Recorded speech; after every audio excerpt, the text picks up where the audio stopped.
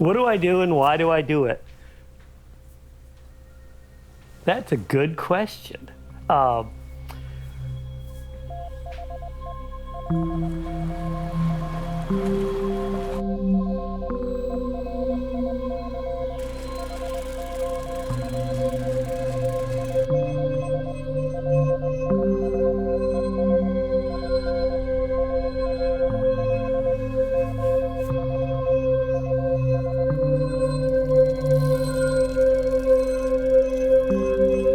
Yeah, that's a real good question.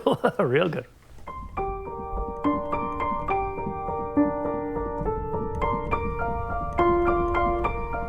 Well, I've always said I'm a maniac. There's some basic values and visions that kind of come with the Maine package. Pretty elemental. I think that's what Maine, you're really pretty close to the elements. Someone said, what medium do you work in? I said, ideas, and whatever it takes. When I was 10, the same year Kennedy talked about going to the moon, we struck off across country with this old Ford station wagon, towing this 28 Chevy beach wagon. Boy, I opened my eyes from this pointy pine spruce trees to across the whole country. Then we flew back. First time? First time, yeah, in a DC-3 plane. I was just pretty interested peripherally in the space program and the idea of going to the moon and flying, and that was a big, big deal. Looking down, whoa, all those little people in the roads and everything. It was fantastic. It was just very impressionable. 10's a big year for me. It was double digits and big deal. Those were seeds just planted in my brain cell. And then that fall, October, my brother, younger brother, fell off the dock and drowned. And the church ladies that night said, oh, your brother's, he's going to heaven in the sky and all that stuff. Then all of a sudden, my bro's in the sky with the spaceman. And also I'm thinking, yeah, the sky is a pretty important place. That's where those angels flap their wings and, gonna go to the moon. Sky is pretty cool. One big theme is atmospheres, the whole sense of the world in the sky and interactions. And I'm working on that in glass, trying to replicate some of the forces of nature in the sky, the clouds, the patterns.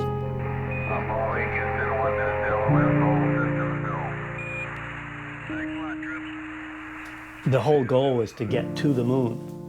And once people got to the moon, the big thing is looking back at Earth and seeing this fragile little blue marble, which is really a blue marvel. The astronauts and cosmonauts there was some space programs from different countries, and the big thing they first started, that's where I live, that's my town, that's my state, that's my country. A couple days into it, that's my home. The whole world is my home. That was a very important concept in 1969, and it's even more important today.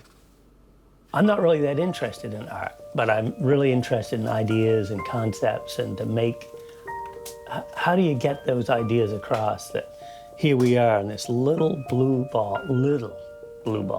It's not very big, and it's an island in space. We are on the spaceship. I mean, this little planet, this self-contained place. It's pretty amazing, pretty important. Am I off screen? Where do I float in this universe? I'm between heaven and earth. 1 foot on the ground, one head in the sky. A lot of times what I was doing after a flying lesson, I would be laying in bed, just going to sleep, and I'd have those images.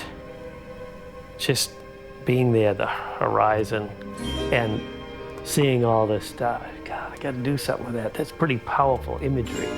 And I thought about it. It's pretty amazing. You can see with your eyes closed a lot, and how important that is as well.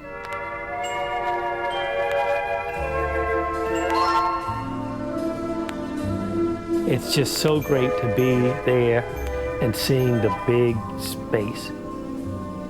I use islands as a symbolic metaphor for isolation and connection, being alone and separate. No man is an island kind of thing, but every human is an island and islander, but they're all connected by water. And I like to think how water really does connect us more than separate us. When you're in the air, you see, once again, how connected everything is, how close things are.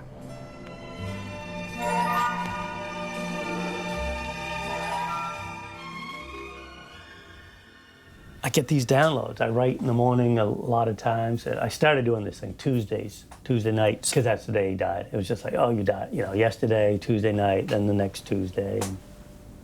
I got in a call. I was living in Mount Desert, and my former wife called, said she'd gotten a call that he'd been in an accident, didn't know what the story was.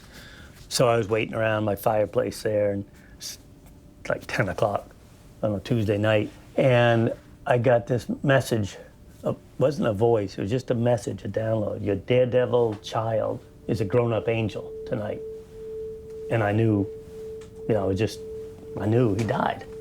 And then I got the call a few hours later, for sure. We've been kind of connected we always were connected since birth on, but there was something kind of cosmic, and it was kind of like, okay, I'm okay. So I've got, just acres of writings, primarily from him, but also my brother. But dead people kind of inspire you. And growing up here on an island, you see all this life and death stuff, big time, and cycles and rhythms and patterns and seasons. And so that made me think and wonder a lot. And I think part of being an artist is wondering, like, what's this all about?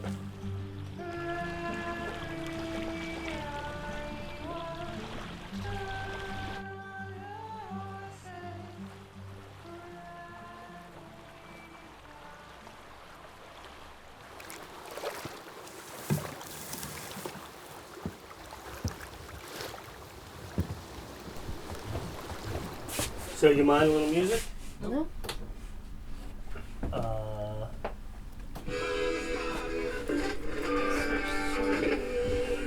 Spend money on teachers a brand. That's more like it, little Reggie.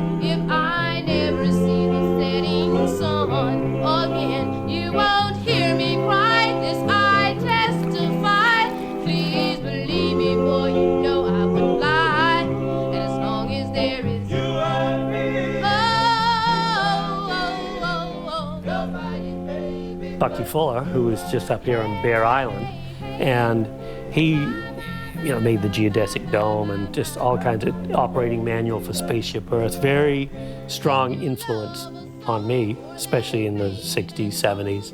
One of the things that really struck me, he said, think about what you were thinking about before you were thinking of making a living. And so the first question you ask, why do I do what I do, comes right back to that. Like, what do I care about? What is interesting? What's important? Why do I do what I do? Good question. What was I thinking about? And I think about, it's a pretty amazing world. And so let me show it off. Let me look at it. Let me explore. I'm an explorer. I want to go places and do things. And that's what I'm doing, whether it's on the little island or in the big world.